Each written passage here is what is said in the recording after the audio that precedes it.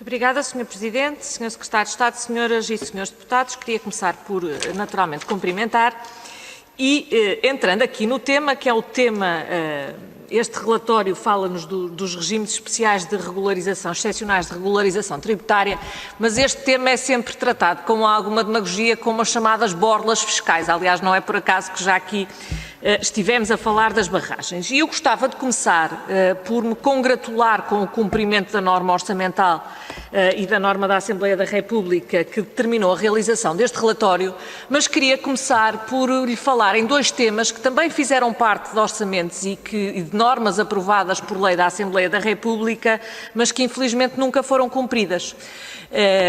Falo-lhe de duas coisas. A primeira, uma norma que foi aqui aprovada, ainda este ano foi novamente aprovada, dizendo que é proibida a repercussão da taxa de ocupação do solo no consumidor final.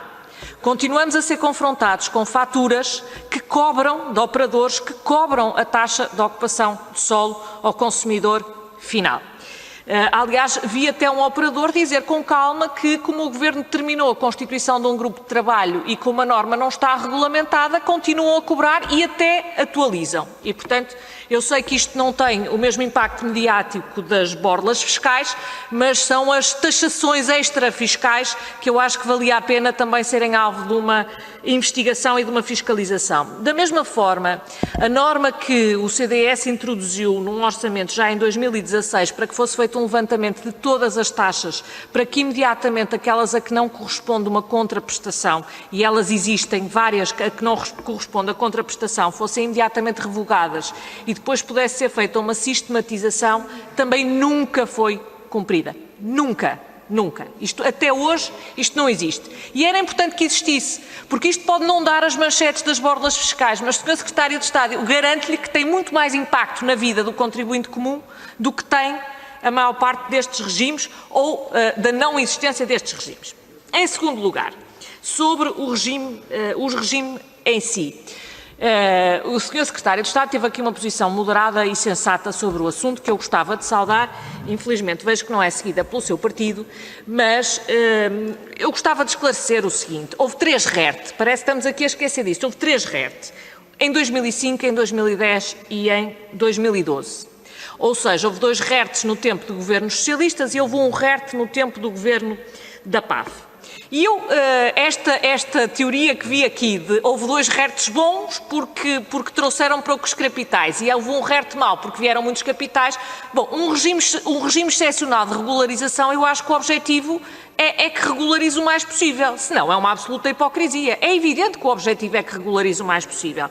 E eu já agora gostava também de lembrar que se pouco mais de metade dos capitais foram declarados no RERT 3, já 2/3 do imposto acumulado vem do RERT 3, porque no RERT 1 o imposto pago foram 43 milhões, no RERT 2 foram 82 milhões e no RERT 3 foram 258 milhões, 67% do imposto total acumulado. E eu digo isto, eu não acho, é óbvio que a filosofia política que subjaz é a mesma, como é evidente, são regimes excepcionais. E o objetivo, parece-me também que é óbvio, independentemente das visões conspirativas, o objetivo é, num momento de crise, aceder quer a receita fiscal, quer a capitais. É tão cru e tão óbvio quanto isto. E eu gostava também de ouvir aqui uma pronúncia política, porque é importante que a questão também seja colocada com esta crueza, porque eu vejo aqui a discussão ser tida, se não houvesse estes regimes, o que tinha acontecido é que estes montantes tinham sido naturalmente, apareceriam naturalmente e teriam sido tributados. Senhoras e senhores deputados, o que me parece é que a esmagadora maioria destes montantes não tinham aparecido, não tinham sido regularizados e o montante da receita fiscal tinha sido 0 ou próximo de 0. E, portanto, muito concretamente, e porque o tempo já vai no fim, o que eu gostava de saber era, primeiro, ponto de situação atual, porque, de facto, os mecanismos de troca de informações são a maneira mais óbvia, mais célere e até mais justa de combater este tipo de fenómenos. O que eu gostava de saber é, desse ponto de vista, que avanços é que têm sido feitos. Em segundo lugar, que percentagem de grandes contribuintes, e se confirma aquilo que diz o relatório, que os grandes contribuintes não chegam a 20% daquilo que foi objeto de regularização.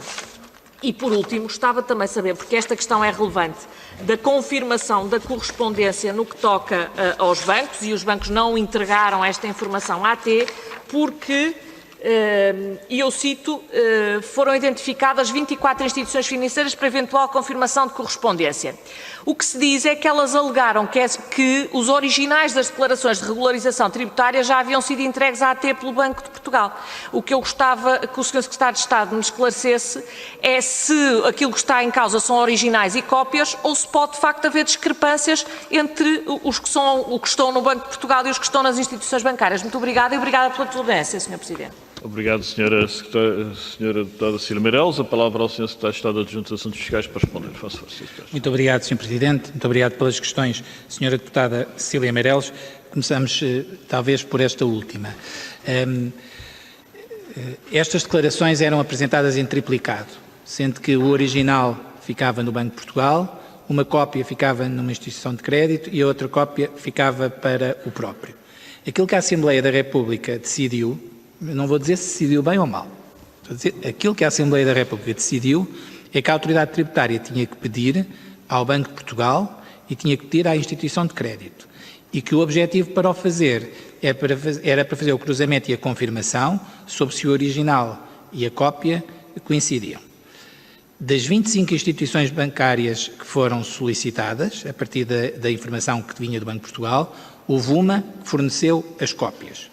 E, de acordo com a análise que a AT fez e que consta aqui do relatório, não houve discrepância entre aquilo que eram os originais depositados do Banco de Portugal e aquilo que era a cópia das instituições de crédito.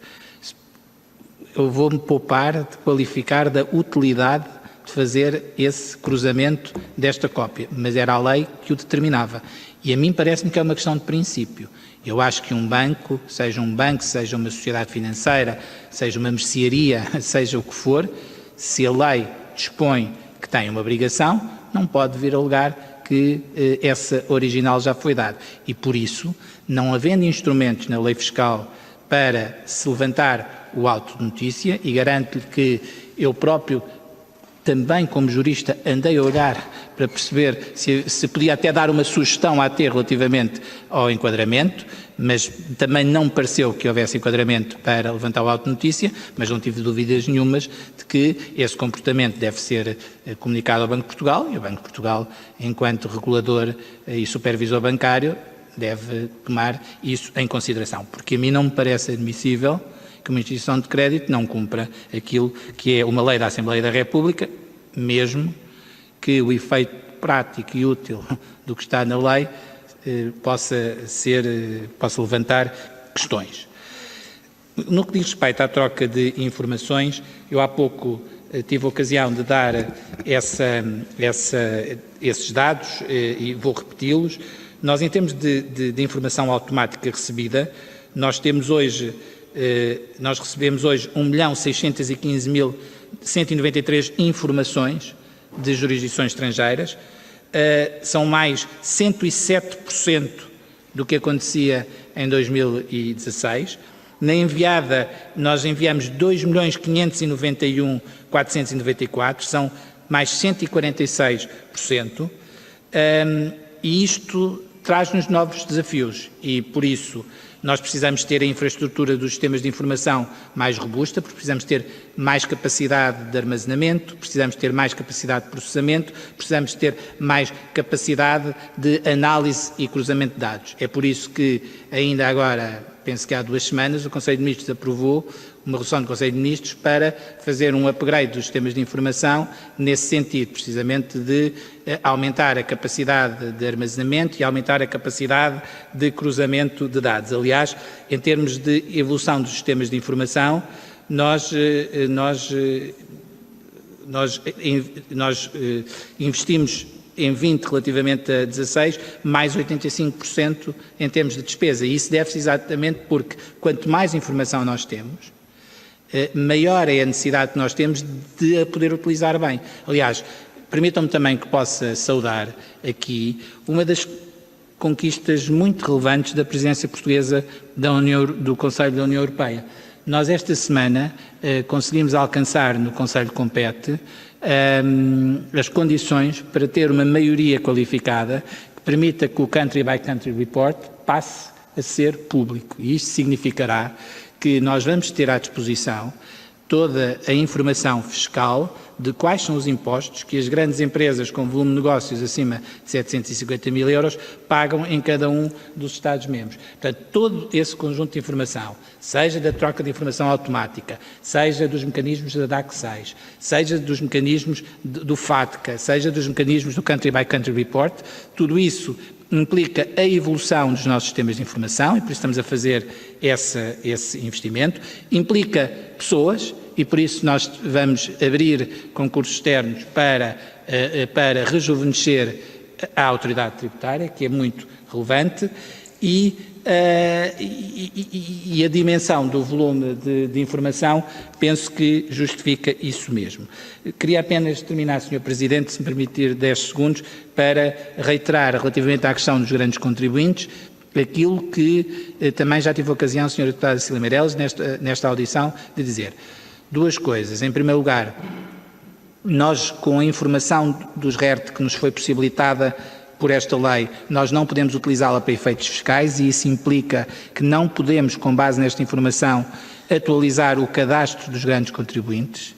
Portanto, ou seja, se houver grandes contribuintes que não estejam cadastrados porque o património não estava identificado, não é esta informação que o permite fazer. E, por outro lado, nós estamos a verificar os escalões de rendimentos e de património que estava declarado pelos vários contribuintes para depois ter uma maior percepção. Mas sim, a percepção que temos neste momento é que a percentagem de grandes contribuintes é relativamente pequena, mas esse número ainda pode sofrer variações. Muito obrigado.